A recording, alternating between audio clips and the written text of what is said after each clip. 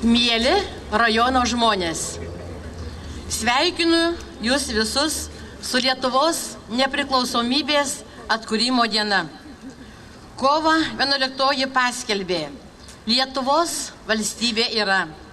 Šiandien esame tauta turinti savo šaknis, savo istoriją, savo gyvenimo prasmę.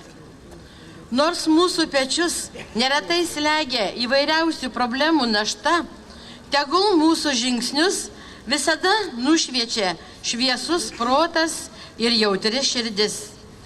Tik mąstantis ir kuriantis pilietis gali užtikrinti ateitį.